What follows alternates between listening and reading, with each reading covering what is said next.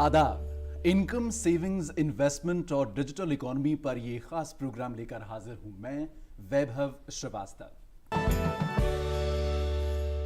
हमारे इस खास प्रोग्राम में बात सिस्टमैटिक इन्वेस्टमेंट प्लान की। एसआईपी का मतलब है सिस्टमैटिक इन्वेस्टमेंट प्लान। आप चाहें तो एसआईपी के जरिए म्यूचुअल फंड में ऑनलाइन पैसे जमा कर सकते हैं। एसआईपी म्यूचुअल फंड में इन्वेस्ट करने का ही एक तरीका है, जहां आप अपनी पसंद के म्यूचुअल फंड स्कीम में रेगुलरली एक रकम का इन्वेस्टमेंट करते हैं। तो क्या है सिस्टमैटिक इन्वेस्टमेंट प्लान का आइडिया और क्या हैं इसके फायदे, इसी पर बात करने के लिए हमारे साथ दो बहुत ही खास मेहमान मौजूद हैं। चार्टर्ड अकाउंटेंट और जाने माने टैक्स एक्सपर्ट बिमल जैन और जामिया मिलिया इस्लामिया के डिपार्टमेंट ऑफ इकोनॉमिक्स के प्रोफेसर डॉक्टर शाहिद अहमद। आप दोनों का ही हम अपने प्रोग्राम में इस्तकबाल करते हैं, वेलकम करते हैं। मेरा पहला सवाल डॉक्टर प्रोफेसर शाहिद से। Professor Shahid, systematic investment plan SIP का अगर एक आम इंसान को हम मतलब समझाएं तो उसका क्या मतलब होगा, आप प्लीज बताएं। आदाब। सिस्टमैटिक इन्वेस्टमेंट प्लान बहुत ही सबसे आसान तरीका है एक स्टॉक मार्केट में इन्वेस्टमेंट करने का। जो बहुत बड़ा तबका, जो ख़ास तौर से लोअर इनकम ग्रुप और fixed income group, salaried group, जिनके पास टाइम नहीं था स्टॉक मार्केट में जानने का, उनको स्टॉक मार्केट में इन्वेस्ट करके रिटर्न अर्न करने का ये बहुत ही अच्छा तरीका है, जिसमें आप रेगुलरली एक fixed amount of income stock market में म्यूचुअल फंड के थ्रू इन्वेस्ट कर सकते हैं। और उस पे अब आज की तारीख में सरकार ने एंट्री लोड जो फ़ी होता था पहले, अब वो भी नहीं है। अब आप उस पर इन्वेस्टमेंट करें और इसमें मिनिमम अमाउंट 500 से शुरू कर सकते हैं पर मंथ, और अपर लिमिट तो आप कोई भी कर सकते हैं। लेकिन ये ख़ास तौर से उस तबके के लिए जो स्टॉक मार्केट की जो कम्प्लेक्सिटीज़ हैं और ईच स्टॉक को जिनको स्टडी करना जिनके लिए मुश्किल है, उनको एक अच्छा तरीका है कि अपना एक फ़िक्स्ड अमाउंट हर मंथ या हर क्वार्टर या 6 मंथली बेसिस पर आप स्टॉक मार्केट में इन्वेस्ट करें, जिससे आपकी कॉस्ट भी एवरेज हो जाएगी, जिसे कहते हैं एवरेजिंग द कॉस्ट। तो आपका जो अगर over a period of time करते हैं तो उससे आपको बहुत ही अच्छे रिटर्न्स मिलेंगे। और देखा ये गया कि स्टॉक मार्केट में जो रिटर्न्स पिछले 20 साल में आए हैं, और उसके अलावा जो मेनली जो लोग इन्वेस्ट करते थे स्टॉक मार्केट में, एक अपर मिडिल क्लास और rich section of the society जो इन्वेस्ट करता था। लेकिन 1993 ऑनवर्ड एक स्कीम आई जिसको म्यूचुअल फंड्स ने शुरू किया, एसआईपी सिस्टमैटिक इन्वेस्टमेंट प्लान, और उसके बाद उसमें एक्सपोनेंशियल रेट से लोगों ने पार्टिसिपेशन किया है। और आज की तारीख में आप crores and crores people accounts में इन्वेस्टमेंट लोग कर रहे हैं, और इसमें जो रिटर्न्स हैं वो सबसे ज़्यादा पिछले 20 साल में आए हैं स्टॉक मार्केट में। तो वो तबका इस तरीके से, आसान तरीके से, जिसको स्टॉक मार्केट की नॉलेज नहीं है लेकिन आपके पास सरप्लस अमाउंट है, आप इन्वेस्ट करना चाहते हैं, तो आप अपने पैसे को एक फ़िक्स्ड इंटरवल पर एक अपने सेलेक्ट किए हुए इन म्यूचुअल फंड्स में आप इन्वेस्ट करें, और वो म्यूचुअल फंड्स का जो मैनेजर है वो आपके लिए काम करेगा, और उनको स्टडी करके आप डिसीजन ले कि इस म्यूचुअल फंड ने पिछले पास्ट रिकॉर्ड हुआ रहा क्या है इसका। अगर अच्छा रहा है तो आप उसमें एक अमाउंट स्टार्टिंग ₹500 आप कोई भी अमाउंट फिक्स करें, तो इसका इफ़ेक्ट आपको लॉन्ग टर्म में रिटर्न्स बहुत अच्छे आए हैं। बिल्कुल। तो प्रोफेसर शाहिद की अगर हम बात माने तो सिस्टमैटिक इन्वेस्टमेंट प्लान एक बहुत ही सरल तरीका है, आसान तरीका है एक आम आदमी के लिए मार्केट में इन्वेस्ट करने का, जिसमें हमें डायरेक्टली किसी भी इक्विटी में या किसी भी कंपनी में या किसी भी स्टॉक या सिक्योरिटीज़ में इन्वेस्ट नहीं करना होता। हमें एक ग्रुप के तौर पर, म्यूचुअल फंड्स के तौर पर हमें इन्वेस्टमेंट करना होता है, और हर महीने इन्वेस्टमेंट हो सकती है। टैक्स गुरु बिमल जैन हमारे साथ हैं स्टूडियो में। सर, जो टेक्निकलिटीज़ हैं एसआईपी की, अगर एक आम इंसान को हम बताना चाहें कि ये टेक्निकलिटीज़ हैं, इस तरीके से हम एसआईपी में इन्वेस्ट कर सकते हैं, मिनिमम इतना पैसा होता है, मैक्सिमम इतने वक्त तक रखते हैं, एक्सपेक्टेड रेट ऑफ रिटर्न इतना होता है, क्योंकि हम जितनी भी टेक्निकल बातें कर लें, अंत में कुछ ही चीज़ें हैं जो एक आम इंसान को जाननी होती हैं। वो ये हैं कि कितना पैसा लगना है, कब कब वो पैसा दिया जाना है, और जब वो पैसा निकालने की बारी आएगी तब कितना पैसा मिलेगा। प्लीज़। देखिए, ये बहुत ज़रूरी होता है और हमारे दर्शक ये ज़रूर समझना चाहते हैं कि SIP है क्या। सिस्टमेटिक इन्वेस्टमेंट प्लान की जब हम बात कर रहे हैं, जैसा कि मेरे साथी ने बताया, सिस्टमेटिक मतलब आप एक नियम के अंदर इन्वेस्टमेंट करते हैं, इन्वेस्टमेंट आप प्लान करते हैं। तो ये सिस्टमेटिक इन्वेस्टमेंट प्लान जो होता है उसमें फ़ायदा क्या है, क्या अमाउंट है, क्या टेन्योर है, क्या रिटर्न मिलेगा, ये सारे क्वेश्चन बहुत इंपॉर्टेंट होते हैं। तो देखिए, कई इन्वेस्टर्स होते हैं जो लो इनकम ग्रुप से आते हैं या मीडियम इनकम ग्रुप से आते हैं, जिनके पास टाइम नहीं होता कि वो शेयर मार्केट को जज करें, उसके रिस्क फैक्टर को जज करें, या वो ये समझे कि किस कंपनी में पैसा डालना है, किस कंपनी में पैसा नहीं डालना। तो म्यूचुअल फंड कंपनियां होती हैं जिनने सिस्टमेटिक इन्वेस्टमेंट प्लान लॉन्च किए हुए हैं, जो लार्ज कैप होते हैं, मीडियम कैप होते हैं, स्मॉल कैप भी होते हैं। जब मैंने आपसे कहा large cap, medium cap, small cap, तो ये सिस्टमेटिक इन्वेस्टमेंट प्लान जो होते हैं वो ऑप्ट करते हैं कि आप लार्ज कैप की कंपनी में इन्वेस्ट करना रहे हैं, या मीडियम कैप की कंपनी में इन्वेस्ट कर रहे हैं, या आप स्मॉल कैप की कंपनी में इन्वेस्ट कर रहे हैं। और ये क्यों ज़रूरी है और कौन देखेगा? जो म्यूचुअल फंड, जो सिस्टमेटिक इन्वेस्टमेंट प्लान के जो मैनेजर होते हैं, वो आपके लिए सारा काम कर रहे होते हैं। वो सबसे पहले ये आइडेंटिफाई करते हैं कि इसके अंदर किस कंपनी में इन्वेस्टमेंट किया जाना है। आपको कुछ नहीं देखना, आपको तो बस ये देखना है जिस SIP में मैं इन्वेस्ट कर रहा हूँ उसमें ROI, रिटर्न ऑन इंटरेस्ट, कितना मिल रहा है, मुझे रिटर्न कितना मिल रहा है। मैनेजर आपके लिए सारे फैक्टर को वर्कआउट करेगा, रिस्क फैक्टर देखेगा, किस कंपनी में पैसा डालना है वो देखेगा, और उसके बाद वो ये देखेगा कि आप लार्ज इन्वेस्टमेंट कर रहे हैं या मीडियम टर्म इन्वेस्टमेंट कर रहे हैं या शॉर्ट टर्म कर रहे हैं, क्योंकि ये टेन्योर ही बताता है आपको कितना रिटर्न मिलना है और कितना अमाउंट आप इन्वेस्ट करना चाहते हैं। आपका टेन्योर क्या होगा, आप फोर्टनाइटली करना चाहते हैं, मंथली करना चाहते हैं, या क्वार्टरली करना चाहते हैं, सारा सब कुछ आपके पास है। आप कहाँ से स्टार्ट करेंगे? 500 रुपये से। 500 रुपये बेयर मिनिमम आप इन्वेस्टमेंट कीजिए। टेन्योर भी आपके हिसाब से आप fortnightly, monthly, quarterly, half yearly, yearly आप फॉलो कीजिए। आपको बस ये सेलेक्ट करना है कि मुझे लार्ज कैप के म्यूचुअल फंड में जाना है, या मीडियम कैप में जाना है, या स्मॉल कैप में जाना है। और आपको कैसे मालूम पड़ेगा कि किस में जाना है? आपको कुछ नहीं देखना, आपको जस्ट 3 साल का या 5 साल का पिछला रिकॉर्ड देखना है कि रिटर्न ऑन इन्वेस्टमेंट कितना मिल रहा है। और प्लस जो कंपनी होती है, जो म्यूचुअल फंड स्पेसिफाइड कंपनी होती है, जो उनके मैनेजर होते हैं, उनके बारे में भी रिपोर्ट कार्ड आपके पास एक जस्ट आपको टैब दबाना है, आपको सारी चीज़ें मालूम पड़ जाएगी। तो आपको फ़ायदा क्या हुआ? आपको कुछ नहीं देखना कि रिस्क फैक्टर, क्योंकि आपको स्टॉक मार्केट के बारे में आइडिया नहीं है और आप छोटा छोटा इन्वेस्टमेंट क्यों करेंगे। देखिए, हम सब जहाँ से आते हैं ना, हमें वो गुल्लक वाली बात याद होगी। गुल्लक में हम क्या करते थे? 2-2 रुपये, 3-3 रुपये, 10-10 रुपये, 15-15 रुपये, 20 रुपये, 100 रुपये डालते थे, और जब हमें ज़रूरत पड़ती थी हम गुल्लक को फोड़ते थे और पैसे निकाल लेते थे। सिस्टमेटिक इन्वेस्टमेंट प्लान कुछ ऐसा ही ऑप्शन है। जब आपके पास सरप्लस मनी हो, खाली रखा हुआ है, आप उसे इन्वेस्ट करते रहिए। और इन्वेस्ट करना क्यों जरूरी है मैं आपको बताऊं। जब इन्फ्लेशन 6% की दर से बढ़ता है तो आपका पैसा 6% की दर से टूटता है। तो यानी आपको मिनिमम 6% का रिटर्न चाहिए। जब चाहिए तो आपको इन्वेस्टमेंट करना है। इन्वेस्टमेंट भी जहां करना है जहां आपका रिस्क कम हो, आपको बहुत ज़्यादा अपना दिमाग ना लगाना पड़े और आपको रिटर्न मिल जाए। अब आपने कहा रिटर्न कैसे, कितना मिलता है, तो मैं एक आइडिया सभी दर्शकों को दूं। अगर आप large cap equity linked mutual funds SIP में इन्वेस्ट कर रहे हैं तो टेंटेटिवली आपको 14 से 18% का इन्वेस्टमेंट पे रिटर्न मिलेगा। यानी 100 रुपये अगर आपने लगाए तो 14 से 18 रुपये की प्रॉफिट, यानी इतना तो आपको ब्याज भी नहीं मिलता फिक्स डिपॉजिट पे।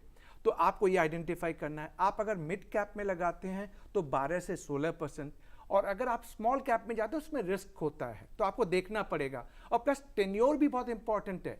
जितनी जल्दी आप इन्वेस्टमेंट करना स्टार्ट करेंगे और जितना लॉन्गर ड्यूरेशन होगा उतना आपको रिटर्न ज़्यादा मिलेगा। अब आपको ये भी देखना, आप सिंपल रिटर्न पे जाना चाहते हैं या कंपाउंडिंग पे जाना चाहते हैं। सिंपल क्या होता है मालूम है? 100 रुपये पे आपको मान लीजिए 12% मिलते हैं, तो वो 12% की ब्याज मिल गई। उसको जब आप री इन्वेस्ट कर देते हैं तो वो कंपाउंडिंग कहा जाता है। तो आपको अपनी नीड देखनी है कि आप 12% ले लेना चाहते हैं या जो रिटर्न मिला उसे फिर री इन्वेस्ट कर देना चाहते हैं, जिससे आपकी जो इन्वेस्टमेंट है उसकी ग्रोथ आगे बढ़े और इवन इंटरेस्ट के ऊपर भी इंटरेस्ट आपको मिलना स्टार्ट हो। बट सबसे पहले और सबसे लास्ट एक ही चीज रहेगी, इन्वेस्टमेंट सिस्टमेटिक तरीके से करना स्टार्ट कीजिए। बिल्कुल, बहुत ही खूबसूरत ढंग से हमें टैक्स गुरु बिमल जैन ने बात बताई कि किस तरीके से एक गुल्लक का एग्जाम्पल देते हुए उन्होंने हमें समझाया कि जैसे जैसे आपकी ज़रूरतें हों उसी हिसाब से आप उस पैसे को निकाल सकते हैं। वही पैसा जो आप हर महीने सिस्टमैटिक इन्वेस्टमेंट प्लान के जरिए मार्केट्स में लगाते हैं, ये वो पैसा है जो आपको डायरेक्टली मार्केट्स में डायरेक्टली किसी स्टॉक में नहीं लगाना है।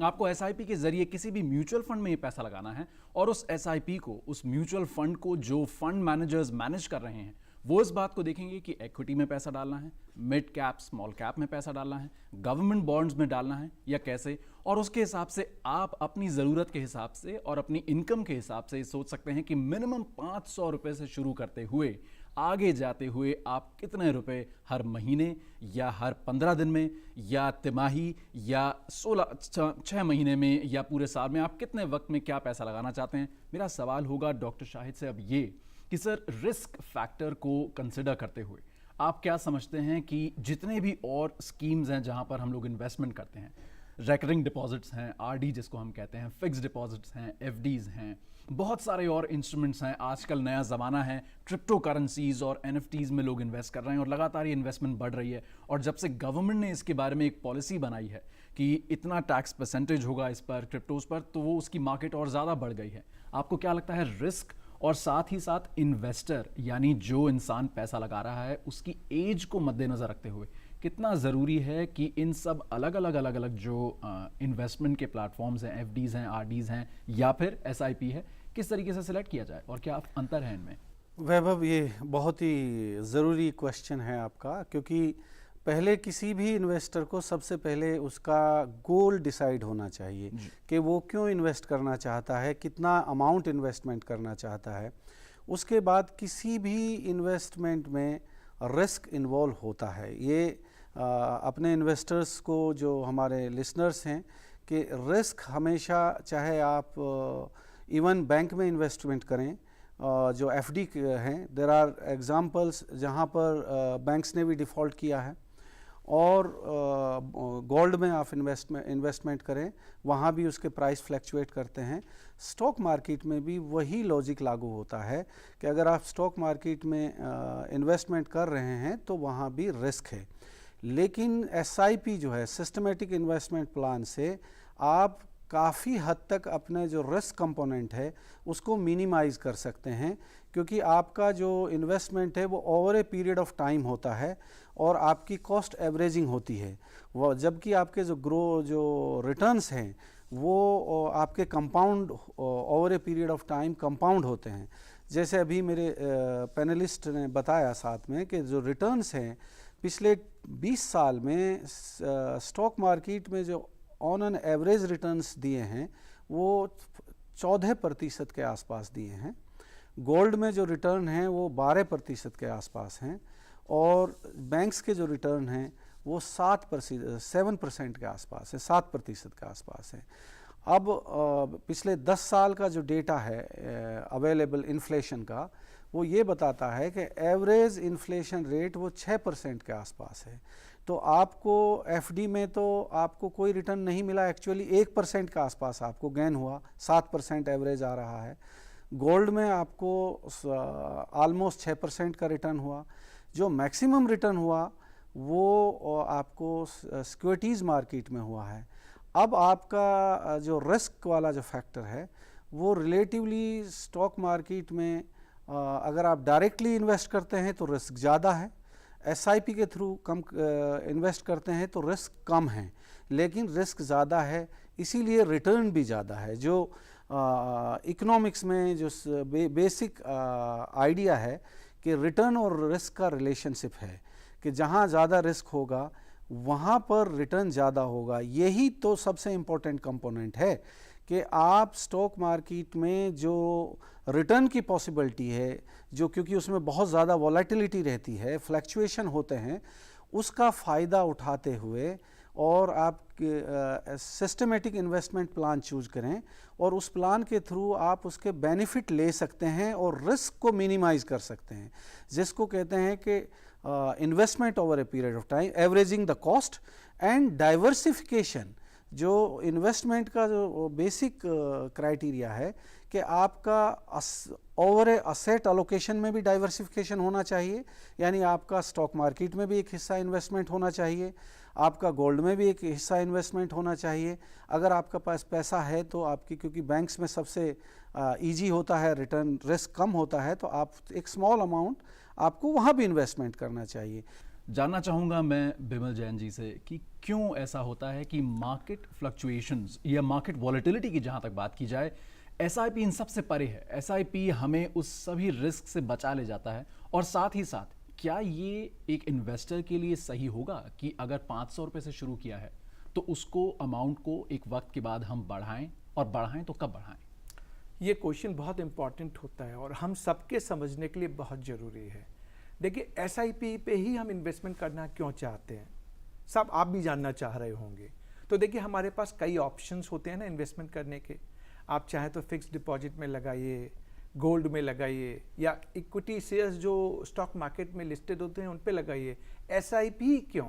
इस प्रोग्राम के जरिए हम आपको ये बताना चाह रहे हैं कि जब आप स्टॉक मार्केट में नए हैं, आपको स्टॉक मार्केट के पैरामीटर के बारे में समझ नहीं है, टेक्निकल जो भी चीज़ें हैं उसमें आप स्ट्रांग नहीं हैं, तो आप क्या चाहेंगे कि मुझे कोई ऐसा बंदा मिल जाए जो मेरे पास सरप्लस मनी है, छोटी सी सरप्लस मनी है, मैं उसको रेगुलरली इन्वेस्ट करूं और उस पर मुझे अच्छा रिटर्न मिले।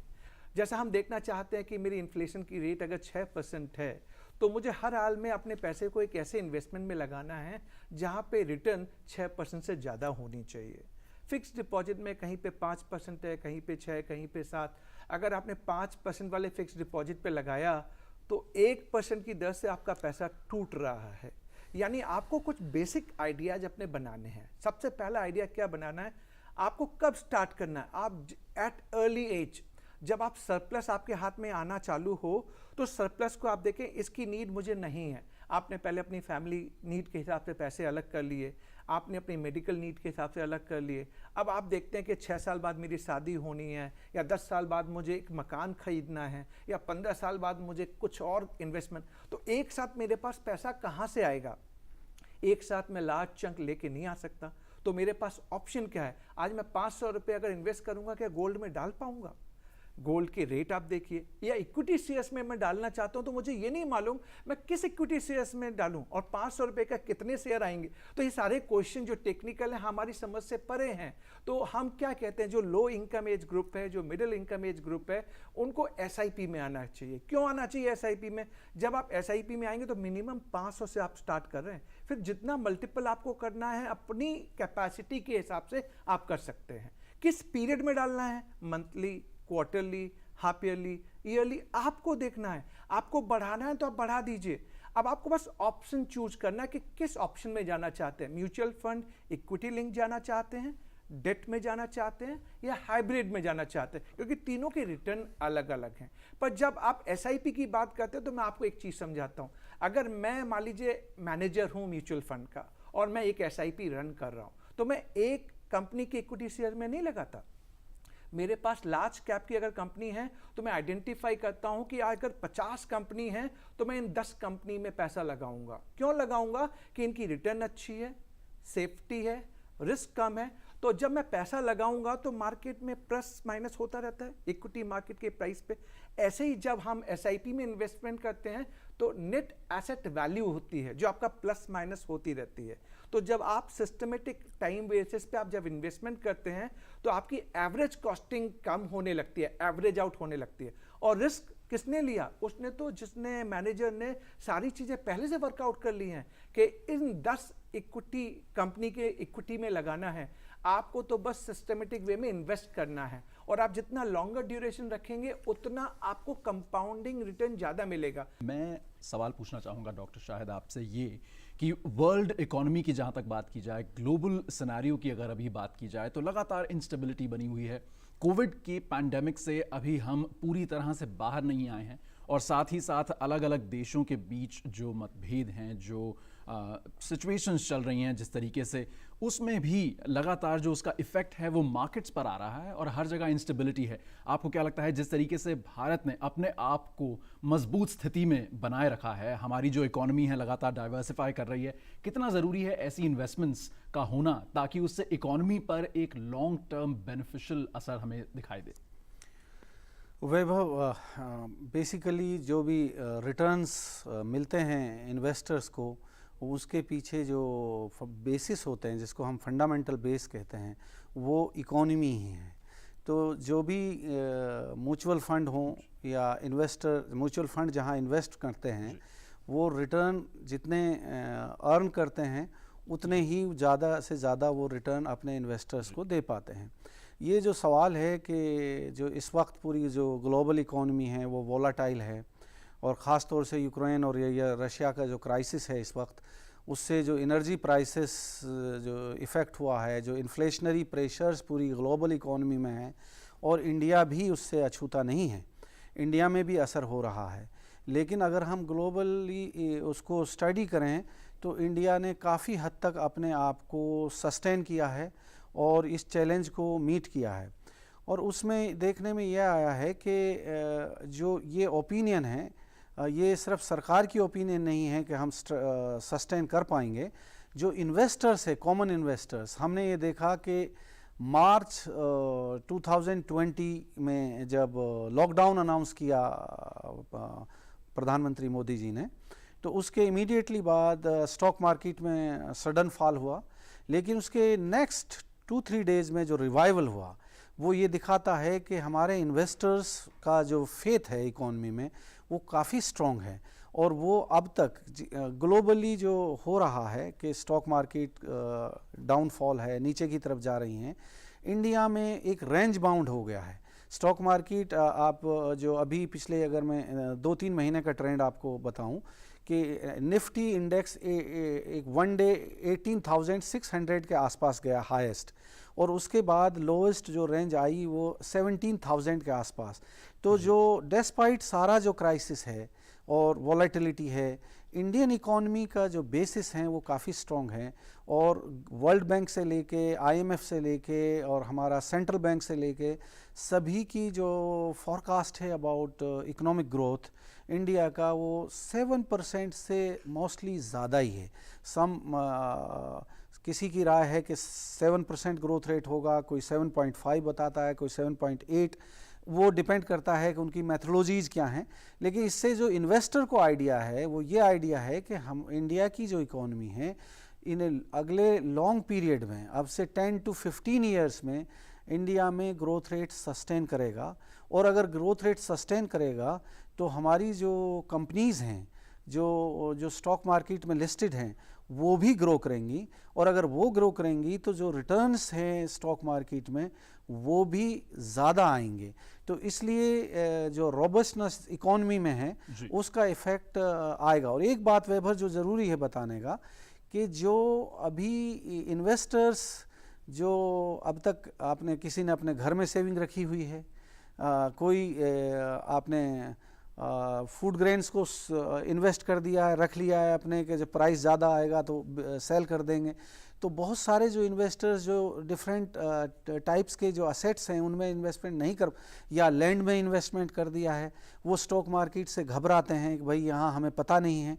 उनके लिए जो ये पैसा है, जो सरप्लस मनी है, उसका फ़ायदा सिर्फ इंडिविजुअल जो इन्वेस्टर है उसी को नहीं होता है, जो नेशन है, इकॉनमी, उसके लिए भी होता है। क्योंकि वो इन्वेस्टमेंट जब आता है तो उस इन्वेस्टमेंट में कैपिटल क्रिएशन होता है इकॉनमी में, वो फर्म्स उसको इन्वेस्ट करती हैं। ख़ास तौर से जो आपके IPOs इशू होते हैं और उनमें जब म्यूचुअल फंड के थ्रू, जो जिसको अब हमने ये देखा, एक बात इंपॉर्टेंट बताने का, कि पिछले 6 महीने में फॉरेन इंस्टीट्यूशनल इन्वेस्टर्स ने बहुत कुछ सेल किया इंडिया में।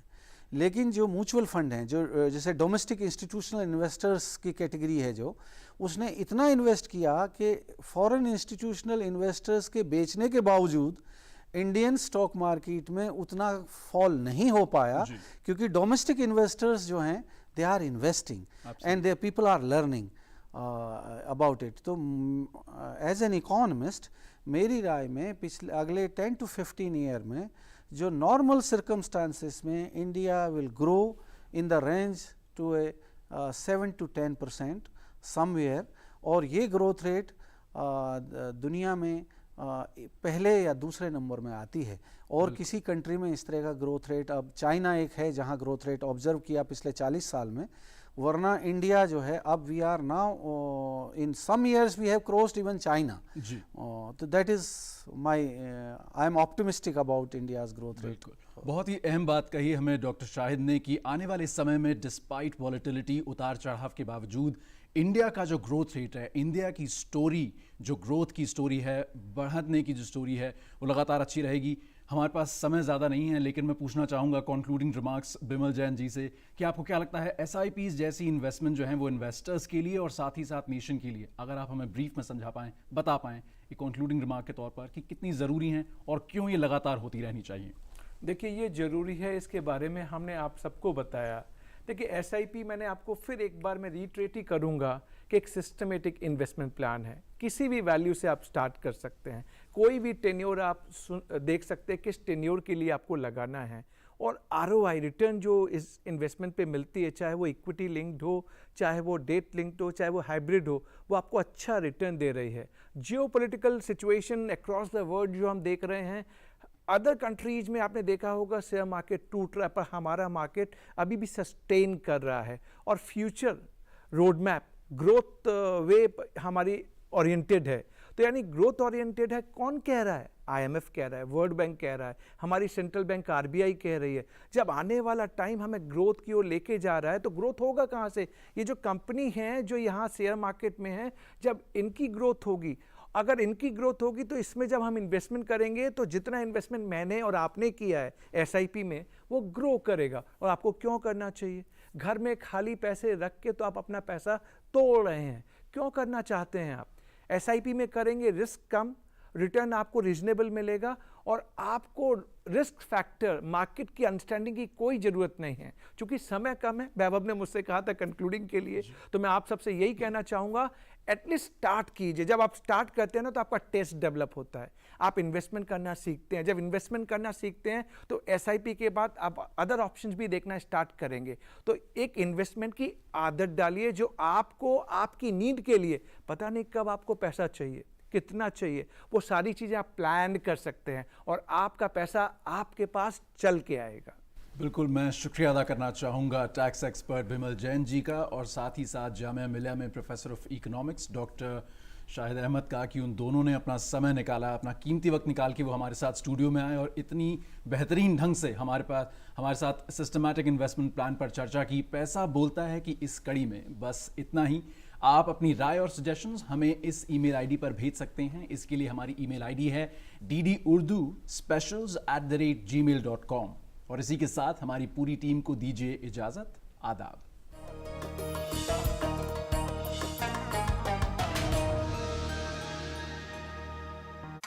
ये लो